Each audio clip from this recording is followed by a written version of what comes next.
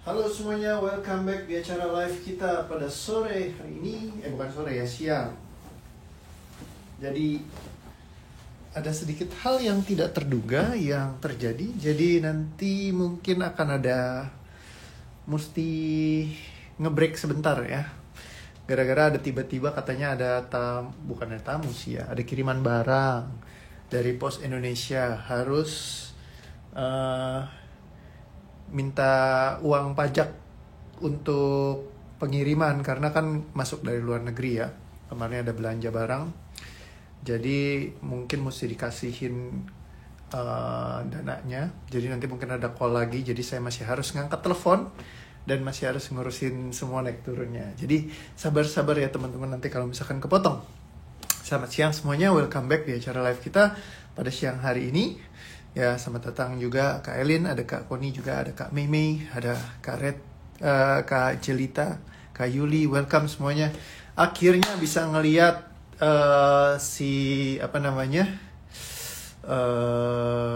komentar-komentar di Facebook ya. Hari ini saya ganti handphone. Terus nanti beli handphone lagi ya. Selalu mencari handphone karena nggak tahu kenapa kalau nge-live susah banget.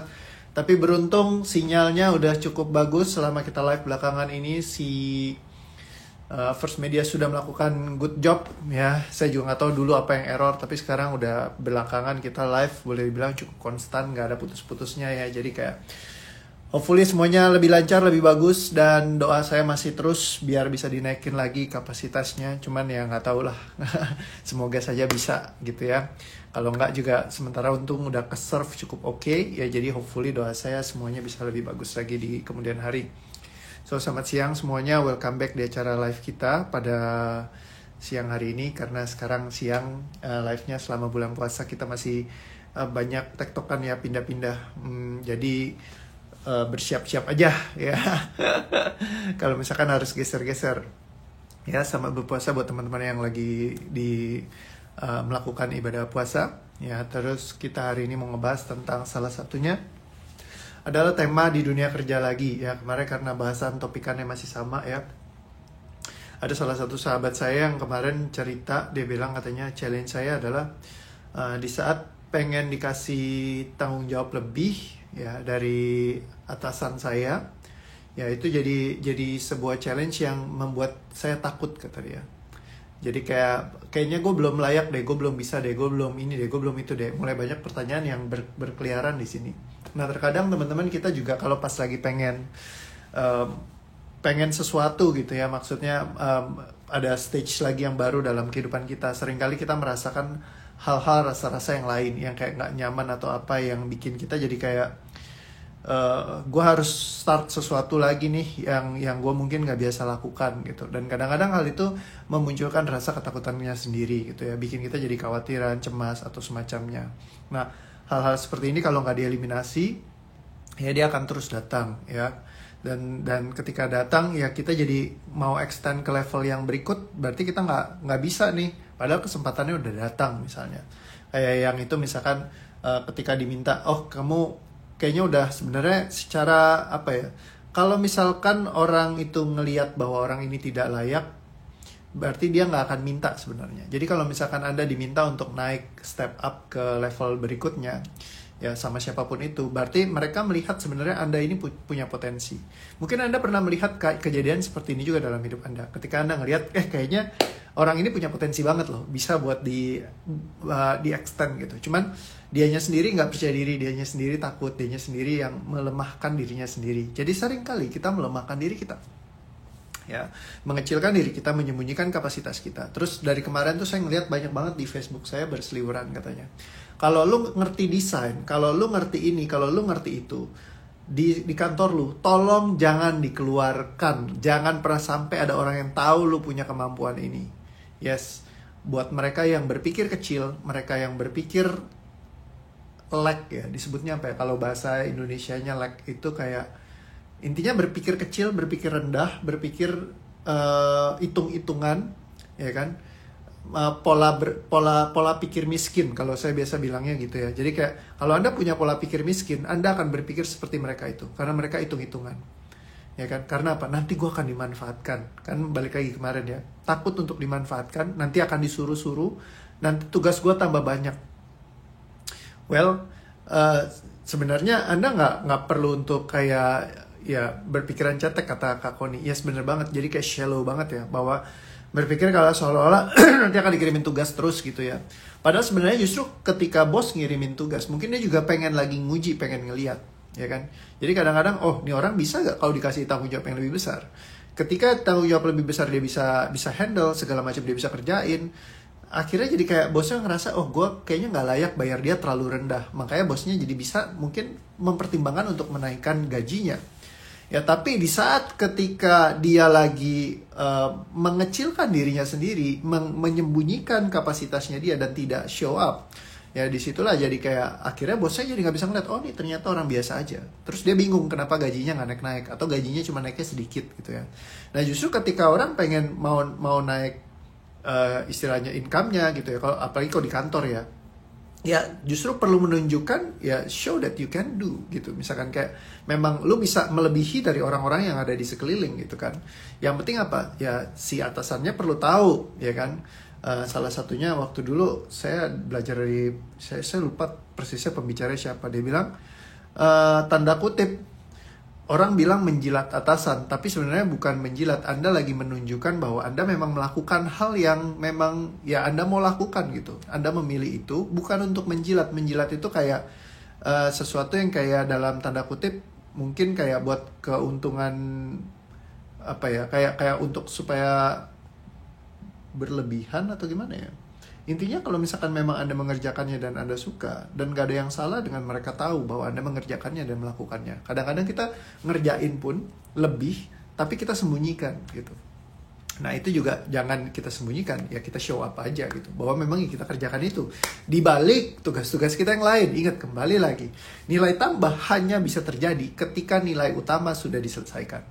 Sekali lagi ya, nilai tambah hanya bisa terjadi ketika nilai utama sudah diselesaikan. Jadi, kayak kemarin ada salah satu sahabat saya, dia bilang gini, ya kok saya semuanya diselesaikan dulu tugas, kayak sebagai istri dia bilang, tugas saya ngurusin anak saya selesaikan, tugas saya urus suami saya selesaikan, tugas saya ngurus rumah semua saya selesaikan. Habis itu saya berbisnis juga. Nah, bisnis ini jadi nilai tambah. Karena apa? Nilai utamanya adalah yang tadi, ngurusin suami, ngurusin anak, ngurusin rumah, ya keluarganya semuanya. Begitu dia ada, bisa berbisnis juga, ini adalah nilai tambah. Ya, jadi ketika misalkan di dunia pekerjaan Anda juga melakukan segala hal yang fondasi dasarnya, basicnya Anda sudah lakukan dan kerjakan, maka tambahan yang lain yang Anda lakukan itu sebenarnya adalah nilai tambah. Nilai tambah ini perlu untuk bisa dilihat oleh ya tanda kutip misalkan atasan gitu ya. Jadi supaya tahu gitu, oh ternyata orang ini memang melakukan usaha-usaha yang lebih, dan dia punya kapasitas lebih, punya cara kepemimpinan yang baik, ya kan. Justru jangan pernah takut untuk menunjukkan diri. Tapi kadang-kadang kita merasa tanggung jawab ya. Jadi ketika kita bicara tentang tanggung jawab, itu rasanya kayaknya berat banget, kayaknya nggak enak, ya kan. Coba Anda cek deh, apa sih tanggung jawab Anda? Ya, selama ini yang menurut Anda ini adalah tanggung jawab saya, ini adalah tanggung jawab saya, ngurus ini adalah tanggung jawab saya, ngurus itu adalah tanggung jawab saya. Kalau saya melakukan sesuatu lagi, berarti menambah tanggung jawab saya. Energi kencang banget. Perhatikan semua energi yang ada terkait dengan tanggung jawab. Kapanpun hal-hal itu menjadi tanggung jawab Anda, perhatikan semuanya. Semua hal terkait dengan hal ini, semua yang ada disadari, diterima, pesannya diambil. Semua yang menghalangi Anda melepaskan ini semua janji, ikatan, sumpah, ikatan, belenggu, kalimat, perasaan, ucapan, pemikiran, rasa, ataupun keputusan, semua yang disadari, terima, pesannya diambil, diikhlaskan, dilepaskan. Tarik nafas, tahan, dan lepaskan. Dan semua rasa yang muncul terkait dengan hal ini disadari, diterima, diambil pesannya, diikhlaskan, dan dilepaskan. Tarik nafas, tahan, dan lepaskan. Dan semua ketakutan Anda untuk step up, naik ke level yang lebih baik lagi, perhatikan semua energinya, semuanya disadari, diterima, pesannya diambil, diikhlaskan, dan dilepaskan. Tarik nafas, tahan, dan lepaskan. Saya selalu tolak kalau atasan saya mau memberikan posisi yang bagus, takut jika nanti saya tidak maksimal dan beliau nanti malu depan rekan kerja saya karena telah memilih saya. Oke, ini sebuah hal yang dibungkus dengan kalimat positif yang sangat baik, karena tidak mau bos saya kecewa. Yes, kalau misalkan dikasih posisi yang bagus, ya udah naik saja ke posisi yang baru dan lakukan yang terbaik dan maksimal semaksimal-maksimalnya Anda yang bisa Anda lakukan. Sehingga karena apa? Maksimal atau tidak maksimal itu bukannya bicara tentang penilaian merekanya saja, tapi Andanya sendiri sih yang paling penting. Jadi kalau misalkan Anda melakukannya sendiri dan melakukan yang terbaik dari Anda, ya kalaupun misalkan nggak maksimal hasilnya, ya hasil itu kan sebuah efek ya. Jadi gini, ibaratnya Anda mau disuruh tarung lawan Mike Tyson, ya mungkin Anda nggak menang, tapi Anda melakukan yang terbaik. Orang akan tetap menghargai Anda. Misalkan Anda udah babak belur, ditonjok, Anda masih bangkit lagi, masih lakukan lagi. Pokoknya yang terbaik yang Anda bisa lakukan, ya kan? Dikepret, jebret, pingsan, blop, bangun lagi, sekuat tenaga gitu. Orang akan menilai itunya. Walaupun pada akhirnya Anda kalah tetap lawan Mike Tyson, disentil Anda pingsan gitu ya. Tapi karena Anda sudah berusaha dan melakukan yang terbaik dari dalam diri Anda, itu yang bikin jadi ya orang menghargai Anda gitu. Jadi orang Anda tidak akan membuat malu atasan Anda ketika Anda sudah berusaha yang terbaik yang bisa Anda lakukan dalam diri Anda. Kecuali Anda tidak melakukan yang terbaik. Dengan apa? Membuat diri Anda kecil. Dengan Anda tidak menerima saja, merasa tidak layak, tidak pantas, merasa takut. Itu bikin Anda jadi sebenarnya mengecilkan diri Anda sendiri. Dan semua rasa yang muncul terkait dengan hal ini, perhatikan semua energinya, disadari, diambil pesannya, dan semuanya dilepaskan dan dimusnahkan. Tarik nafas, tahan, dan lepaskan. Sukses mulia adalah tanggung jawab saya. Bagus sekali. Bagaimana kalau itu bukan tanggung jawab, tapi itu sebuah pilihan. Anda memilih dan Anda mau dan Anda melakukan. Bukan karena itu tanggung jawab. Tanggung jawab itu biasanya sesuatu yang dibebankan kepada kita. Tanggung jawab itu sifatnya kayak kayak ini tanggung jawab lu harus lakukan. Bergerak di sebuah keharusan. Kalau bisa sih gue nggak mau gitu. Kalau bisa memilih, mungkin gue nggak usah sukses mulia lah. Mendingan gue nyantai-nyantai aja, yang penting gue happy, seneng gitu ya, bahagia, nggak ngapa-ngapain gitu, misalnya kayak gitu. Tapi karena itu tanggung jawab, jadi saya harus lakukan. Semua yang kalimat tanggung jawab adalah sesuatu yang diharuskan. Bagaimana kalau Anda bukan bergerak dari sebuah keharusan, tapi Anda melakukan karena Anda memilih. Saya mau dan saya lakukan. Jadi bukan dari sebuah keharusan. Kalau Anda bergerak dari sebuah keharusan, rasanya ya nggak enak karena tanggung jawab gitu. Apa-apa harus ditanggung, udah mesti ditanggung, mesti dijawab. Ya jadi kayaknya beban banget gitu rasanya. Anda mungkin bisa ngerasain ya, energinya tuh sangat-sangat heavy sekali, berat sekali kalau bicara tentang tanggung jawab. Jadi jadilah orang yang tidak bertanggung jawab. Tapi jadilah orang yang memilih untuk melakukannya ya dengan sepenuh hati Anda. Ya, ketika Anda memilih, itu bukan jadi sesuatu yang berat lagi. Ketika saya bicara kerja adalah tanggung jawab saya malas banget kerja. Saya lebih senang libur, saya lebih senang santai-santai, saya jadi pemalas. Karena apa? Saya nggak suka tanggung jawab. Tapi begitu saya bicara tentang, ya saya melakukan ini adalah karya saya, ya, dalam kehidupan saya lakukan dengan senang, bahagia, dan gembira. Ya, apa yang terjadi? Jadi sebuah pilihan yang saya pilih. Dan saya melakukannya karena saya mau, bukan karena itu sebuah tanggung jawab. Sehingga apa yang dilakukan jadi enak, nyaman, dan happy. Jadi itulah rahasianya. Untuk Anda melakukan segala sesuatu hal dengan kebahagiaan dan kesenangan, keceriaan dalam hidup Anda. Bukanlah sesuatu yang menakutkan. Karena kalau bicara tanggung jawab jadi kayak beban. Semuanya kayak keharusan dan beban tumpukan banyak sekali.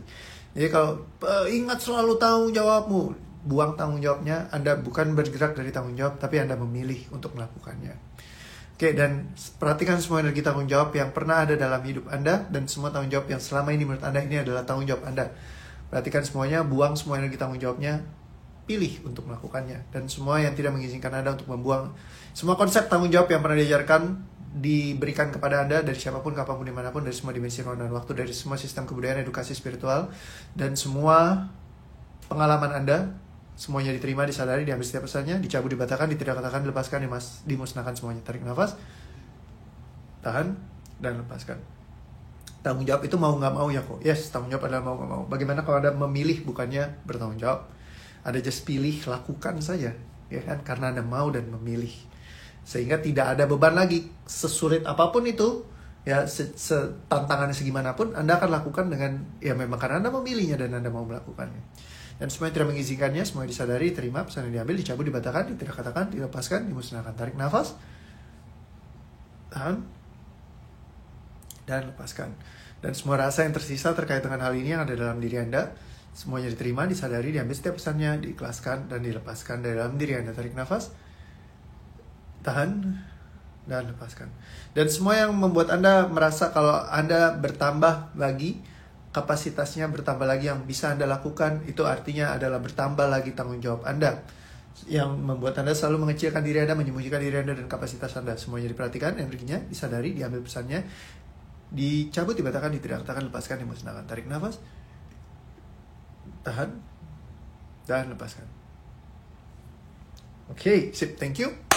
So, itu hopefully Anda bisa menjalani semuanya lebih asik lagi ya, bukannya hopefully sih, pasti ya, kalau misalkan Anda memang melepaskannya sehingga Anda memilih untuk melakukan karena memang Anda mau melakukannya, karena ya susah senang dijalankan nanti kalau kayak gitu ya, nggak ya, senang dan bahagia, gembira semuanya dilakukan. Oke, sip, thank you, see you again semuanya teman-teman, be happy always ya, sampai ketemu lagi besok ya, jamnya mungkin bisa 8.30 atau bisa juga digeser, jadi please monitoring aja ya, kita nggak tahu. Bagaimana dengan mendidik anak ya, saya suka bilang ke anak, tanggung jawab kamu adalah belajar. Nah itu sebenarnya yang perlu di apa ya, jadi ya kalau misalkan kita memang edukasinya seperti itu, nah mungkin ini pertanyaan yang bagus, nanti saya coba pikirin dulu energi apa yang paling bagus gitu ya. Mungkin dibikin jadi kayak belajar itu sesuatu yang menyenangkan buat dia ya. Gimana kalau dia bisa happy belajar gitu. Tapi emang belajar kadang-kadang ketika kita dipaksa untuk melakukan kayak belajar sesuatu yang memang kita tidak hobi, tidak kita sukai. Nah disitulah yang memang jadi tantangannya. Dan itu memang ya boleh dibilang challenge-nya di sistem edukasi kita ya. Kalau kemarin di videonya Prince EA dia bilang sistem edukasi itu tidak berkembang, sudah ratusan tahun kita masih pakai pola yang sama. Itu sangat cocok buat di eranya zaman baby boomers, zaman dulu ya, sistem itu bagus ya kan. Tapi zaman sekarang sebenarnya hal itu udah nggak valid lagi. Tapi tidak ada perubahan yang kita lakukan karena itu sudah struktural banget, sudah masif gitu ya. Jadi nggak bisa diutak-atik. Jadi kesulitan banget buat mereka. Nah jadi memang ya berlakunya seperti itu. Kalau Anda pengen anak Anda lulus sekolah, lulus kuliah ya itu yang perlu dilakukan sih, belajarin semuanya gitu. Kalau kata Deddy Corbuzier sebenarnya kan nggak perlu semuanya yang dipelajarin, ambil aja satu hal yang memang mau menjadi sebuah keunggulannya masing-masing, apa yang pengen diunggulkan banget gitu ya, mungkin dari hobinya, kesukaannya orang ini untuk mengerjakan. Nah itu yang bisa dimaksimalkan potensinya, seperti kayak gitu. Bagaimana dengan suami untuk menafkahin? Apakah itu sebuah tanggung jawab? Kalau misalkan dia bergerak dari energi pilihan dan mau melakukan, itu bukan jadi tanggung jawab, jadi nggak beban lagi. Ya kalau saya dulu juga gitu, saya hitung-hitungan banget loh sama istri saya. Dulu parah hitung-hitungannya. Pokoknya saya hitung, kamu yang saya kasih begini, segini. Ketika saya memilih, ya istri saya bukan jadi tanggung jawab saya lagi. Tapi karena saya melakukannya, karena saya mencintai dia gitu. Jadi kayak beda banget, sumpah beda banget gitu ya, ketika memilih bukan bergerak dari energi tanggung jawab. Jadi kayak saya melakukannya dengan senang ya. Kalau misalkan dia butuh apa, saya udah nggak mikir lagi, oke nih gitu. Jadi kayak kalau dulu saya hitung semua gitu, tanggung jawab gue ya, gue kasih lu segini gitu, lu dikasih segini udah harusnya bersyukur. Mungkin banyak orang yang pengen bisa dikasih jumlah segitu gitu. Terus akhirnya saya jadi hitung-hitungan sekali. Di saat jadi hitung-hitungan malah jadi nggak enak semuanya kayak gitu ya. Jadi kayak nggak happy gitu ya. Tapi di saat kayak nggak dipusingin lagi, itu bukan sebuah beban. Karena tanggung jawab saya adalah menafkahi istri saya. Berarti saya jadi kayak bergerak dari sebuah keharusan untuk menafkahi. Tapi begitu bukan dari sebuah keharusan. Karena gue memilih dan gue mau bikin dia happy, bikin dia senang. Aku udah nggak hitung-hitungan lagi untuk bicara tentang nafkah apa segala macam. Nah itu bedanya jauh sekali. Dan ketika berdua happy tuh kayaknya asik banget gitu ngerjain apa-apa gitu ya. Thank you Koreo, ringan banget. Oke sip, mantap banget.